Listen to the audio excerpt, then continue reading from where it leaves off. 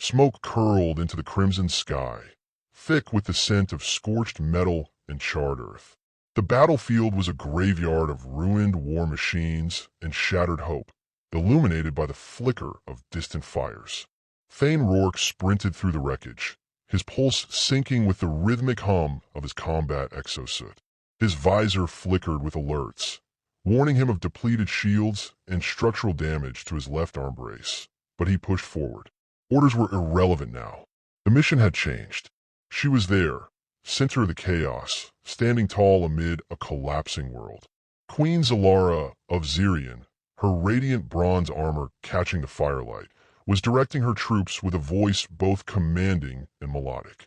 Her cerulean skin shimmered with battle dust, and a gash ran down her shoulder, ignored as she shouted instructions.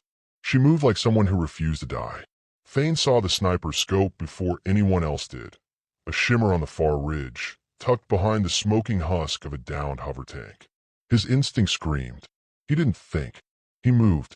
A burst of gunfire cracked the air. He dove. The force of the impact knocked the wind from his chest. He landed hard, shield raised, intercepting a volley of bullets mid-flight. Sparks erupted as rounds ricocheted off the shield's surface. He gritted his teeth, knees digging into scorched sand, arms locked as the kinetic energy pounded against him. Queen Zalara spun at the sound, her eyes wide.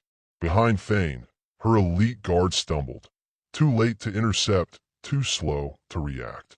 She took a step toward him, confusion flashing across her features, then something else, recognition. The second volley came, fiercer than the first. He braced. Bullets sang across his shield like angry hornets, punching against its reinforced alloy. His left arm gave a twitch, his right bicep trembled. He tasted copper and sweat, but he held. The queen did not fall. And then silence. A sharp, ringing void. Thane panted, ears roaring, eyes scanning. The sniper was gone, either dead or fled. He lowered his shield slowly, muscles burning. A trail of blood slid down his temple. He turned slightly, just enough to see her face. She looked nothing like he'd expected royalty to look. Not distant or imperious. She was stunned. Why, she asked. Just that one word, sharp and raw. Thane tried to answer, but his breath caught in his throat. He didn't know. Not exactly. Orders had been to observe, report, remain neutral in the Zirian civil struggle. Earth had no interest in interfering. But when he'd seen the queen targeted, unarmed, exposed, something in him had snapped. I don't know, he managed, voice hoarse. Felt like the right thing. She stared at him, her expression unreadable. Then, with a flick of her fingers, she summoned her guards. 4 armored warriors rushed to her side, weapons raised. He tensed, but she waved them down. Take him, she said. Treat his wounds. One of the guards hesitated. He is not one of us. No, she agreed, eyes never leaving Thane's. He's something else. The last thing Thane saw before the haze claimed him was the queen's hand brushing the air above his chest, like a benediction or a question left unanswered. Pain was the first thing to return, sharp, insistent, then the sterile scent of antiseptics and foreign herbs. He blinked into blinding light, and shapes gradually resolved into glassy architecture, glowing softly with an inner pulse. He was lying on a slab of something warm and alive, stone that breathed. He tried to sit up and immediately regretted it. You shouldn't move. The voice was familiar, regal, smooth as obsidian, but edged with steel. Queen Zalara stood at the edge of the chamber, her armor replaced by flowing silks that shimmered like nebulae. A golden circlet rested across her brow, shaped like twin wings in flight. She stepped forward, hands clasped behind her back. You are in the Hall of Renewal, she said. Zirian's sacred sanctuary for the wounded. He blinked. You healed me. I had you healed, she corrected. Your wounds were severe. Had you remained on the battlefield, you would have died within the hour. He looked down his arm. No blood, no pain. The skin was smooth where it had been shredded. Even the scars from earlier missions had faded. Why? He echoed her question from earlier. She tilted her head. Because you stepped in front of bullets for me. He sat up straighter despite the ache. I broke protocol. I was just supposed to observe. And yet you acted. Her gaze pierced through him. I've seen many men with weapons, she said quietly. Few with courage. Fewer still with honor. Thane exhaled slowly, unsure of what to say. Something about the way she watched him made words feel too heavy. I'm not looking for glory, he said, or reward. She nodded. Good, because you may not receive either. The corner of her mouth quirked, not quite a smile, but something close. I summoned the council of Viziers this morning, she continued, to tell them what you did. Some called it madness. Others saw it as a miracle. And you? I saw a message. She stepped closer, her expression unreadable. The universe sent me a warrior, one who doesn't belong here, and yet does. Thane frowned. I'm a soldier, not a politician. Perhaps, but you're something else too. Something even my own people lack. She paused. You're a shield. He looked at her, startled. You stood between death and me. Not for power, not for orders, just because. She let the silence stretch. That means something. Footsteps approached. A young aide entered, speaking rapidly in Zirian. The queen listened, nodded once, and dismissed them. There are those who are displeased, she said after the aide left. Your actions saved me, but your presence threatens the balance of our court. I don't want your throne. No, but now you have my attention, and that makes you dangerous. He met her eyes, then sent me back to earth. I could, she said, pacing, but I won't. Silence again, electric. I'm naming you Vizier of the Shield, she said finally. Thane blinked. What? A title. Honorary. Mostly symbolic for now. But in our culture, a Vizier is more than an advisor. It is someone the monarch trusts above all others. Why me? Her eyes softened. Because I have no one else I trust to stand at my side when the next bullet comes. He opened his mouth to argue. Close it again. The room suddenly felt colder. You'll be resented, she warned. Feared. Watched. I've been called worse, he muttered. I know. She turned toward the doorway. Your garments will be delivered shortly. Your place will be beside me at the next council meeting.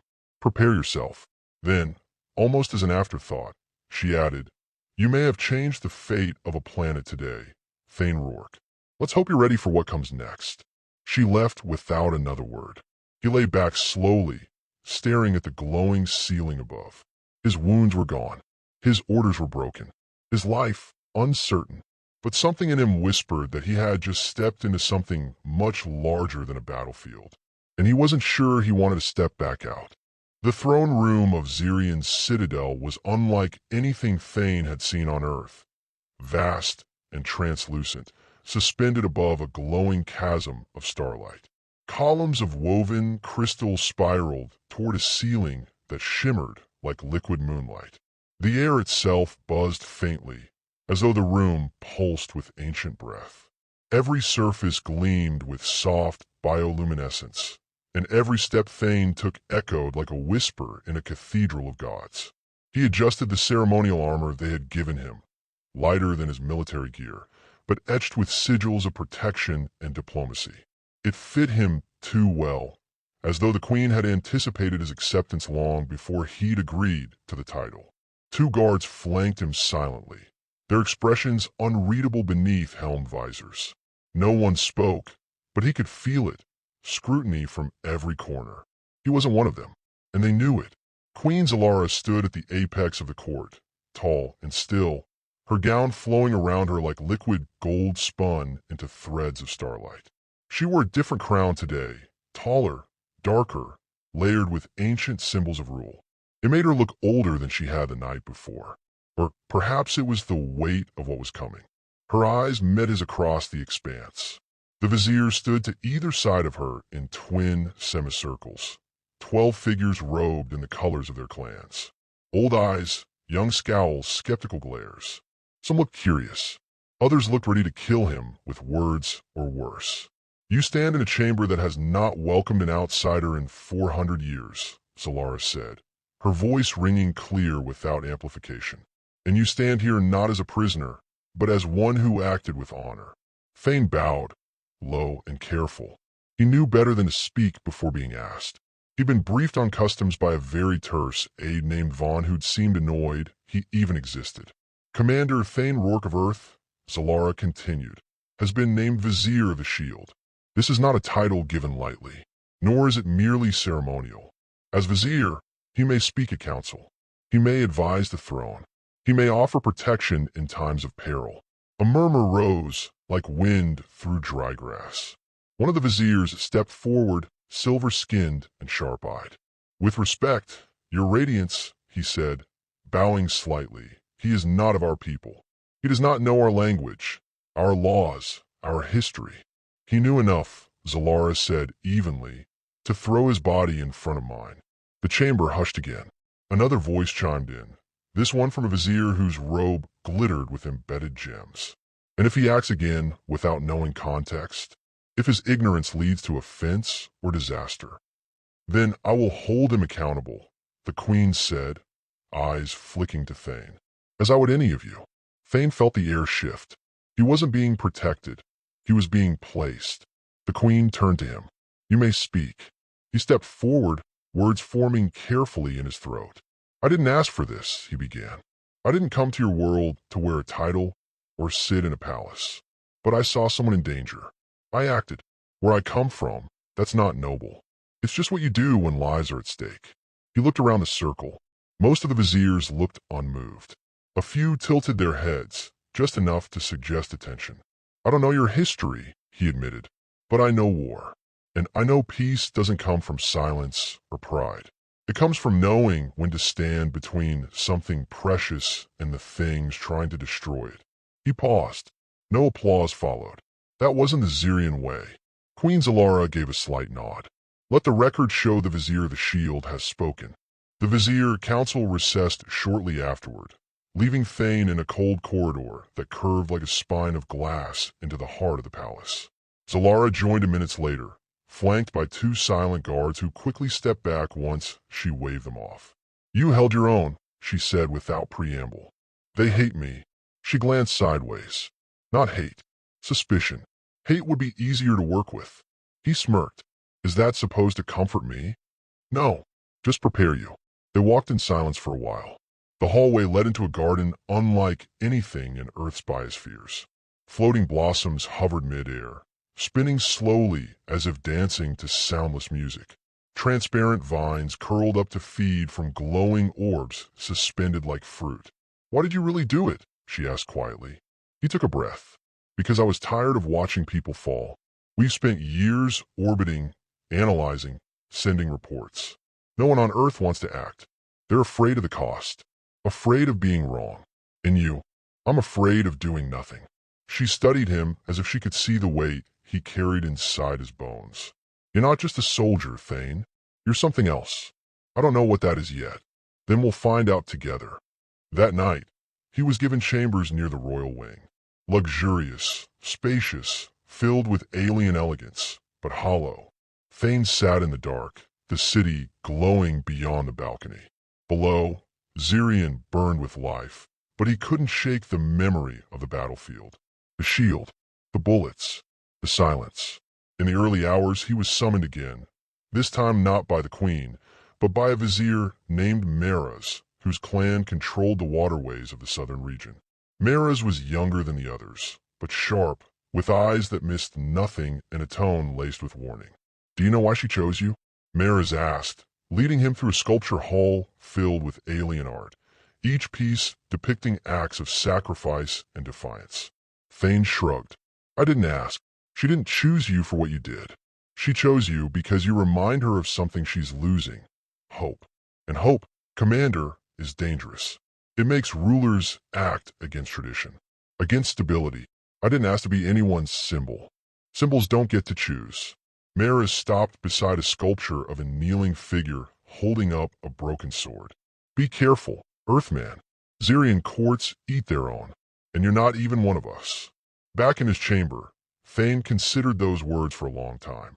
The next morning, Zalara invited him to the training ring. To fight. She wore no crown now, just form-fitting armor and the glint of someone used to bloodshed. They trained in silence for a while, swords clashing, shields ringing, breath catching in the humid air. She was fast, faster than he expected, but he adapted. She knocked him off his feet on the fourth round, offered no hand to help him up. "You're still holding back," she said. "I'm still figuring out what I'm fighting for." She stepped back. "You'll need to know soon. There are forces at work here far beyond courtly suspicion. Someone tried to kill me. They'll try again." He sat up, brushing dust from his arms. "Then why make me Vizier? Why pin a target on me? Because you can take it." He blinked at her. "Because if they come for you," she said quietly, "they reveal themselves. You're not a pawn, Thane.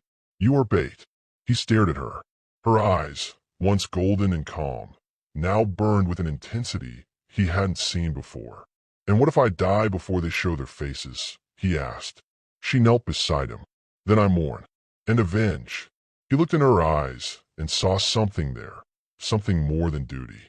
A question unasked, a promise unspoken. But she stood before he could speak. "The council meets again in 3 days," she said. "You'll stand beside me."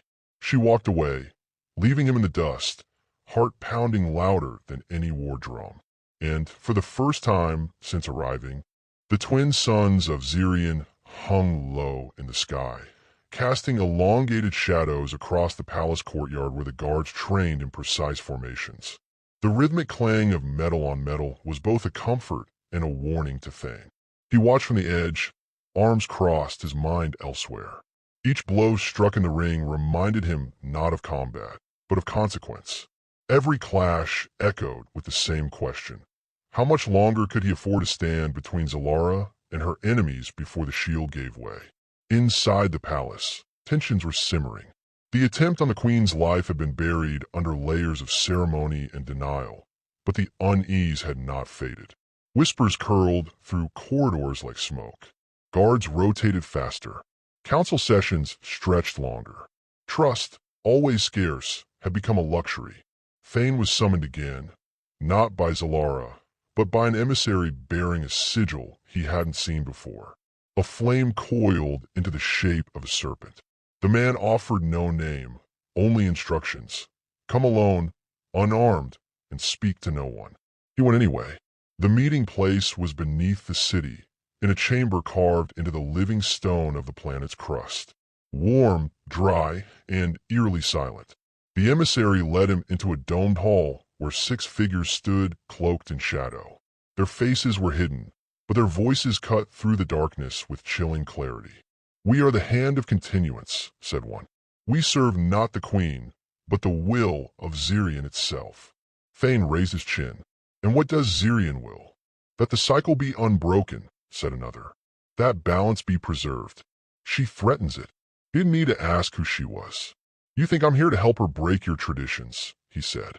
"But all I've done is protect her." "And in doing so," the first replied, "you've made yourself her accomplice, her shield, her weapon. You talk like she's trying to destroy something.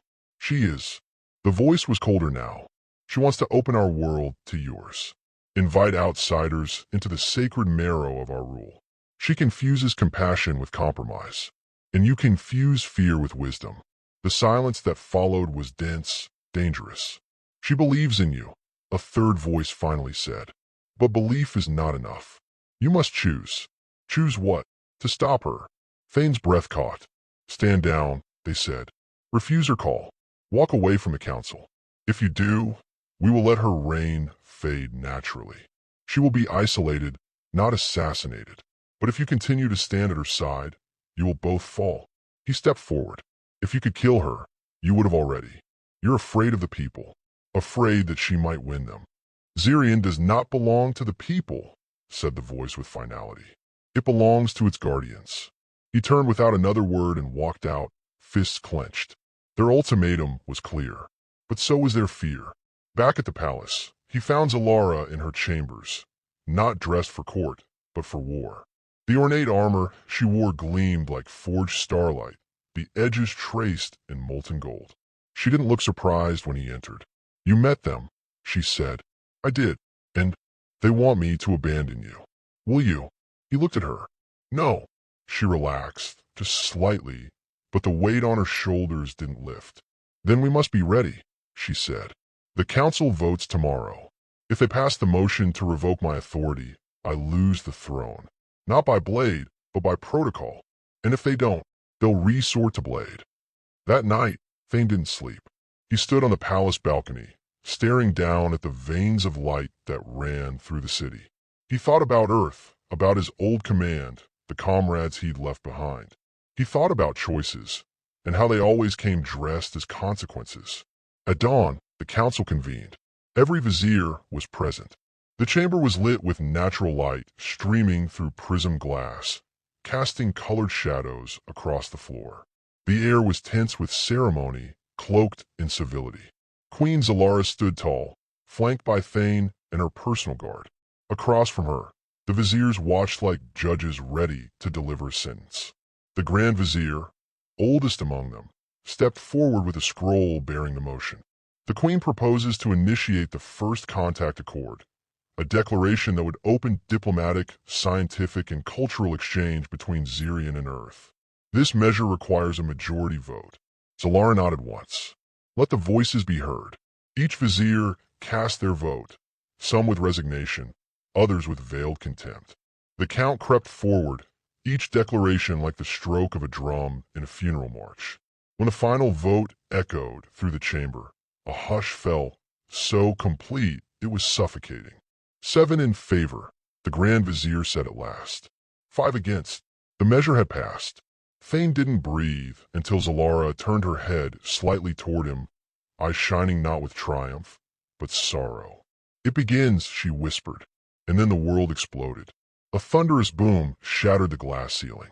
A projectile, stealth-launched, high velocity, tore through the upper columns, sending crystal shards raining down. Chaos erupted. Guards shouted. Viziers scattered. Thane grabbed Zalara, pulling her down behind the throne dais just as a second explosion rocked the chamber. Dust and smoke choked the air.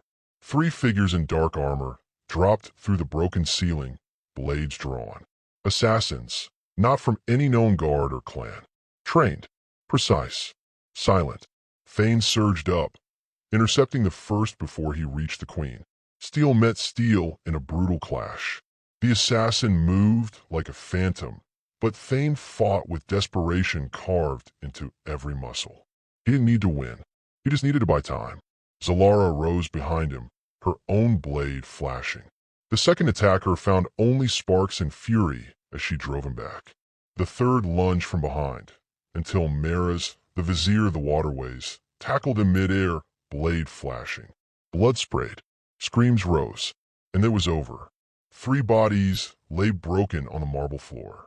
Smoke drifted in like fog. The remaining viziers stood in stunned silence, faces pale, eyes wide. Maraz rose, his robe torn, blood staining one sleeve. He looked at Thane, then at Zalara, and for the first time, he bowed, not out of obligation, but conviction. You stood between her and death, he said. Again, the Queen nodded, breathless, and I will stand for them. Outside, sirens echoed as the city locked down. The rebellion had shown its hand. The Queen had survived, and Thane, battered and bloodied, stood as more than just a shield now. He was the blade, and war was coming.